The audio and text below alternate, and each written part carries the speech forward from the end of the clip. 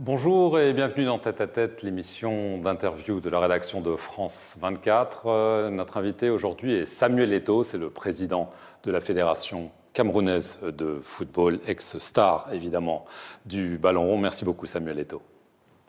Bienvenue chez vous. Je vais revenir sur la Coupe d'Afrique des Nations en Côte d'Ivoire, élimination en huitième du finale du Cameroun contre le Nigeria. Un échec. Une contre-performance pour nos adjectifs, pour ce que nous avons préparé. Mais nous savions aussi que ça devait être une compétition relevée. Et maintenant, il faut penser à l'avenir.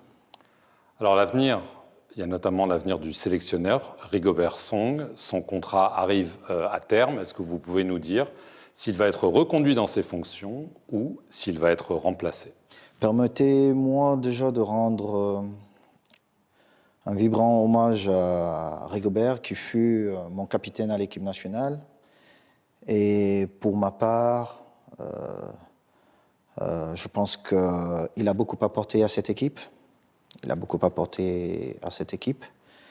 Mais les lois du football étant ce qu'elles sont, on n'a pas atteint nos objectifs et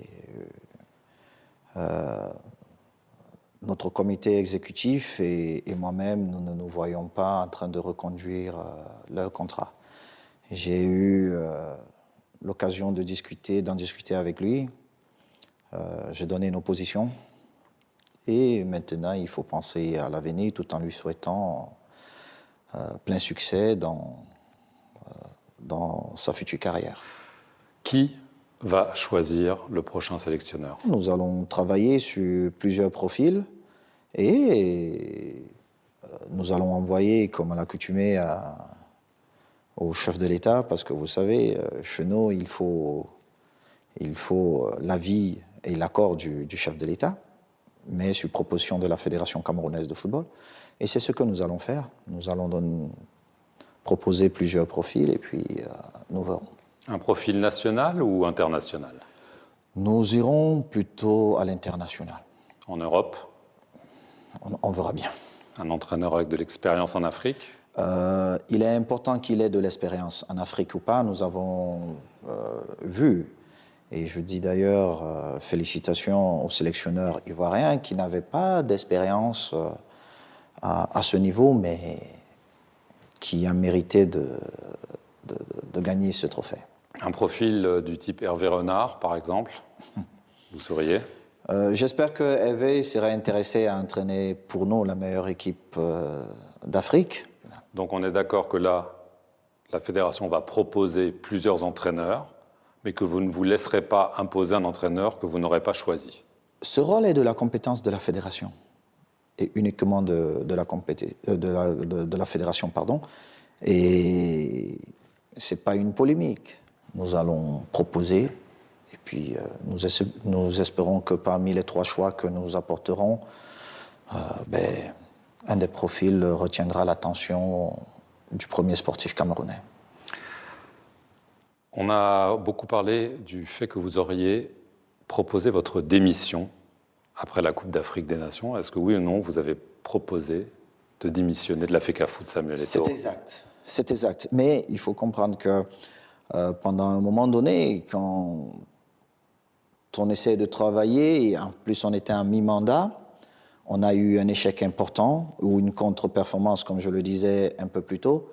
Et il est bien de revenir vers ceux qui dirigent la fédération, parce que c'est mon comité, c'est mon board qui dirige la fédération, et poser sur la table la question de savoir est-ce que les choses sont en train d'être bien faites ou pas. D'où ma démission, et je suis plutôt heureux parce que j'ai eu la motion de soutien de tout mon board et on continue à travailler. Donc vous n'abandonnez pas, vous irez au terme de votre mandat? J'irai au terme de mon mandat parce que ceux qui m'accompagnent dans ce projet ont estimé qu'on était en train de bien faire les choses. Évidemment, on a connu quelques contre-performances, mais qu'il fallait continuer. Alors, je vais en revenir à la fois à la Coupe du Monde et à la CAN. Il y a un joueur qui a été sujet de polémique, le gardien de but, André Onana. Et on sait que pour des raisons déjà disciplinaires, il avait été mis de côté pendant la Coupe du Monde. On dit qu'il est revenu à la CAN un peu à la dernière minute. Beaucoup disent qu'il a été imposé peut-être par des personnalités politiques pour être dans l'équipe. Ça ne s'est pas très bien placé, il a été mis sur le banc. Et on a parlé notamment d'un clash avec vous. Est-ce que André Onana et vous, ça a été un gros souci pour le Cameroun à la CAN? Il ne s'agit pas d'André Onana ou de Samuel Eto'o. Il s'agit d'une institution et les joueurs. Les joueurs ont des droits et ils ont des devoirs. Est-ce que ça veut dire qu'André Onana n'a pas rempli ses devoirs? Est-ce qu'il y a eu des problèmes de comportement de sa part, de manque de respect peut-être? Je ne viendrai pas ici exposer un de mes joueurs. Vous savez, sinon je ne suis pas président. Sinon je ne suis pas président. Mais ce que je dis, et c'est valable pour tous ceux qui veulent jouer à l'équipe nationale du Cameroun, il faut qu'ils sachent qu'il y a une institution qui doit toujours rester au-dessus de tout le monde. Sinon, on n'a plus un cadre de vie, on n'a plus de règles. Donc il reste sélectionnable. Ce n'est pas à moi de décider, c'est au prochain sélectionneur. Alors, il y a eu beaucoup de polémiques ces derniers mois, Samuel Eto'o, autour de vous. Vous n'êtes pas exprimé, sans doute à dessein. Je ne pourrais pas toutes les résumer, mais disons qu'en août dernier, la Confédération africaine de football, la CAF, a ouvert une enquête sur vous pour des soupçons de comportement inapproprié. Alors, il y a toute une liste. On a parlé d'abus de pouvoir, de menaces physiques, de trucage de matchs sur la base d'enregistrements que vous auriez eu avec un de vos amis pour favoriser son club en parlant aux arbitres. Alors, est-ce que cette enquête de la CAF, est-ce que vous avez été interrogé? Est-ce qu'elle a toujours lieu? Et est-ce que ça vous inquiète? Écoutez, non seulement j'ai trouvé ça tellement léger, parce que je n'ai jamais été interrogé, figurez-vous, je n'ai jamais été interrogé. Donc une enquête a été ouverte et on ne vous a pas posé de questions? On a fait un communiqué pour dire qu'une enquête était ouverte, mais je n'ai jamais été interrogé sur ce qu'on me reprochait. Et je suis allé plus loin parce que pendant plus de 22 ans, la seule chose que j'ai su faire, c'est de jouer au football. Et pour ceux qui ont suivi ma carrière, j'ai été un joueur qui a toujours respecté le fair play. Et ce n'est pas en devenant président que je vais changer cette attitude que j'ai eue. Je pense qu'on devient grand parce qu'on respecte les autres, même quand on perd, et surtout quand on perd. Et donc, j'ai mandaté mes avocats pour qu'ils portent plainte contre la CAF, afin que les responsabilités soient établies.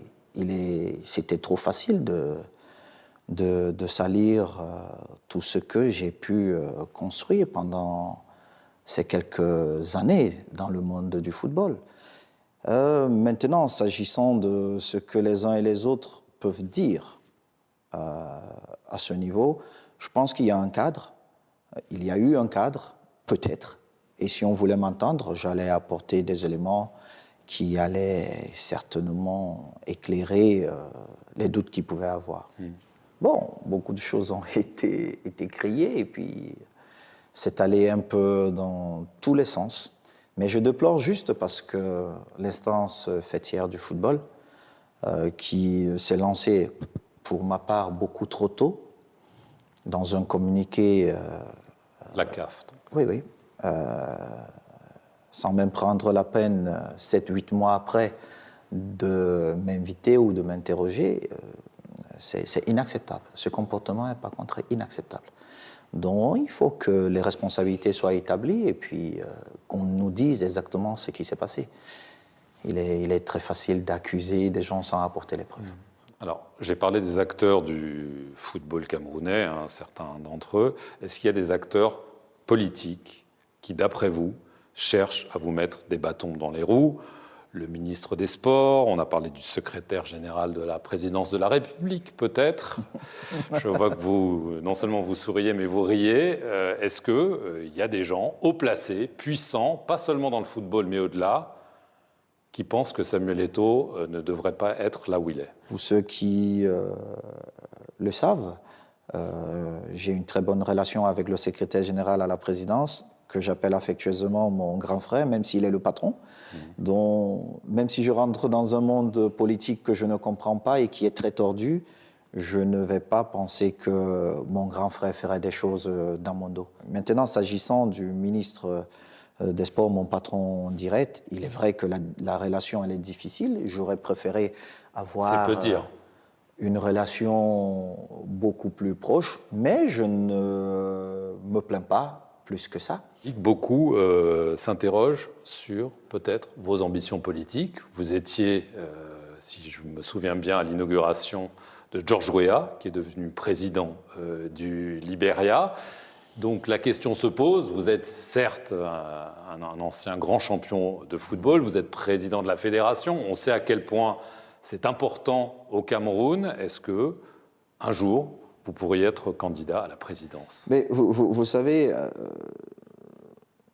la plupart des problèmes, ou la majorité des problèmes que je rencontre, c'est parce qu'on me prête les intentions de devenir chef d'État au Cameroun. Et c'est vrai, c'est la réalité. Et on se trompe? Je ne vais pas dire qu'on se trompe, parce que je n'ai jamais eu une idée, ça n'a jamais traversé mon esprit, donc je ne peux pas faire de commentaires.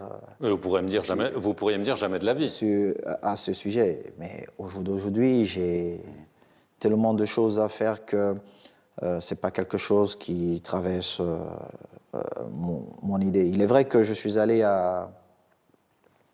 accompagner mon aîné George Weah, le jour de l'investiture. C'était beau de voir un footballeur se reconvertir en politique, mais jusqu'à preuve de contraire, je ne suis pas encore entré en politique.